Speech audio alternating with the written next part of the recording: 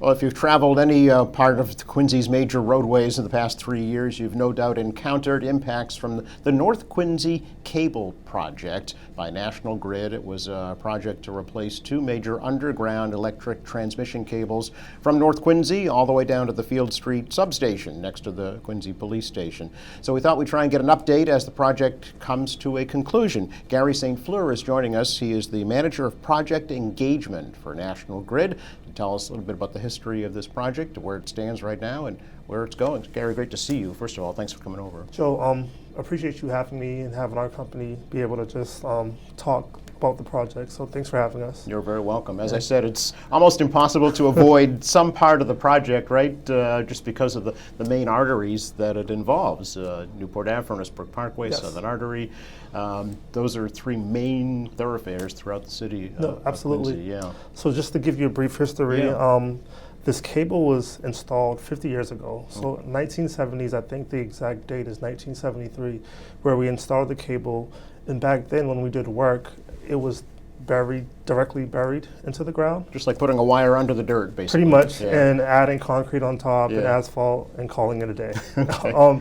Now times have changed, technology has evolved. So now we build these structures and these projects with more certainty, more reliability. And what we've done now, we've incorporated a duct bake system where we dig up the ground, we put concrete cement under the ground, and we put the wire within the duct bake system through plastic pipes to ensure reliability for the project. Yeah. I think It's protected, right? Yes, It absolutely, absolutely. And throughout the project, you'll see that we've installed about 18 manholes so that when there's an emergency, when things need to be repaired or serviced, we can just pop in, do the work and pop out instead of having to dig in and re-excavate to get to a leakage or an issue with the line. It's planned basically to Absolutely. service into the future. How long will the new cable last? The numbers show between 50 to 100 years, probably Okay. longer, just because of the new technology. Yeah. And I try to use an analogy similar to like the Ninja Turtles, where you can just pop into the manhole and pop out. Okay. As a joke to the staff. And Yeah, to but the it's a team. good way to visualize Yeah, it. so people can see how it works. And with it being in these concrete casings, it allows, it's not weatherproof, but it supports the line better.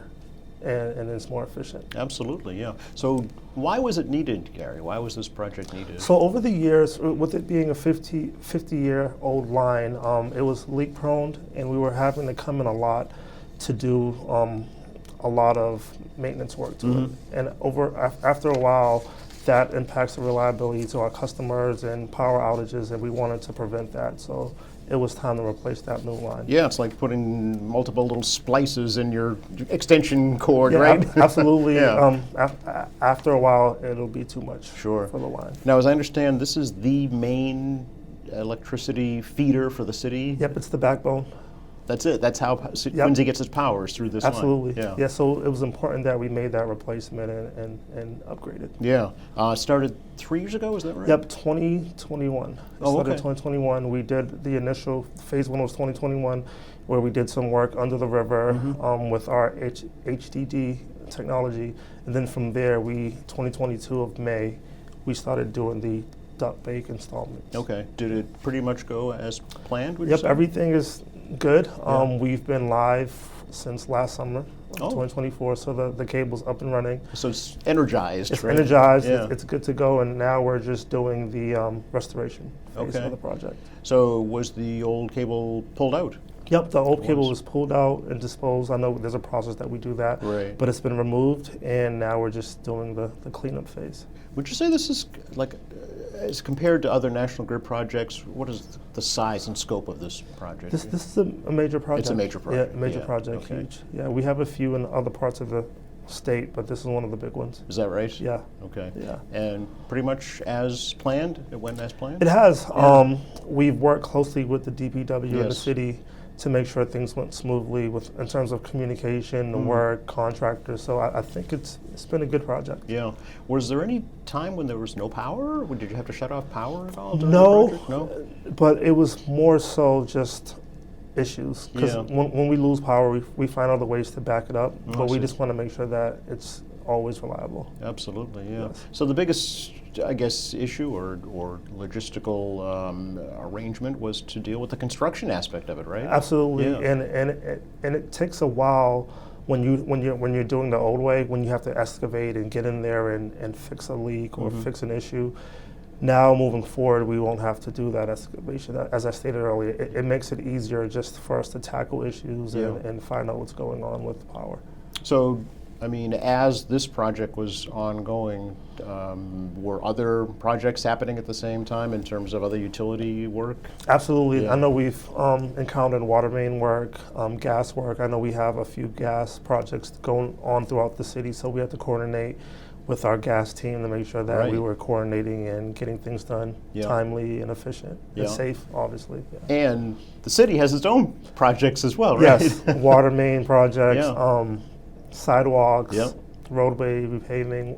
So we're all working together to make sure that we're getting things done. Exactly. Yeah. Did this go kind of year-round, Gary? Was it right through the winter months as well? It went in phases. Okay. I know there was moratoriums during the winter where we Yeah. didn't work during the snow Oh, or that's the extreme cold cold, months. Yeah, yeah. but we try to do as much as we can, and the city was flexible with us in getting it done, and they allowed us to work some winters, so it got done Yeah. pretty quick. I know that every effort was made to minimize the impacts on, Absolutely. on traffic, on residential areas and businesses as well, right? Yep. How did that work? So with the DPW, they allowed us to.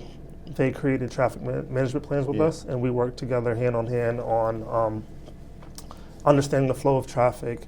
And then our community outreach was probably top notch on this project. So we did door to door for every section that was impacted on the project, but we also had weekly updates on our websites. We have a hotline number and email where you could just contact us and get updates. And we were able to communicate with the community of what's going on. If there were any calls, we were able to address them pretty quickly. Sure. Yeah. Did the company learn anything through this project? I think just being transparent, Yeah. and when there's an issue or when we're doing a project, just putting it all out there so that everybody's aware of expectations, and we were able to manage that with the city, and the city has been great with us, just working just to get this done, and we're starting to see the benefits, and with no outages and things up and running, it feels good to provide that reliability to the community. Yeah, funny you mentioned that. Just yesterday, we had a major wind event in the evening. And Absolutely. a lot of other surrounding communities had some issues with Yeah, power. absolutely. But not in Quincy. And it's easier to sustain, especially when the cable's built underground. Yeah. There's not many impacts, obviously from the wind, but it was good to be able to provide that. So now it's put it all back together, right? Yep. we want to leave it better than we found it. Yeah. So that's our goal. So what's the process now for rebuilding? So right now we're working closely with the city on a repaving schedule. Currently we're on Newport Ave and Newport Ave Extension Yes. doing the repavements. Some sections are going to go with a 2-inch repaving and we'll do the asphalt, and other sections of the project we're doing 18 inches deep and then we're repaving. So we have to grind the ground and repave depending on the section of the city that we're in. So right now we're just going through that process, finding the schedules that work best for ourselves in the city to tackle each location that was impacted. Yeah, it'll be done in phases, right? In Yep. So right sections. now we're in phase one, Phase one. working on Newport Ave Okay. and Newport Extension. Okay. How many phases? 6. 6 phases. Yes. Yep. And Okay. I'll share the mapping with you so that we can share with the audience. Excellent. So they can see where each phase is and what it takes. Okay, great. Absolutely. What's the current timeline, Gary, for We're for hoping completion? end of summer. End of this summer? Yeah, we're hoping. Yeah. Really? That's the goal. Yeah. Wow. Yeah. So latest I would say end of year, but as of right now, depending on the schedule with DPW, we're hoping end of summer. Okay. Yeah. That seems fast after a 3-year project to wrap it all up. Yeah, when you're, it's usually easier to restore things than Yeah. to build things.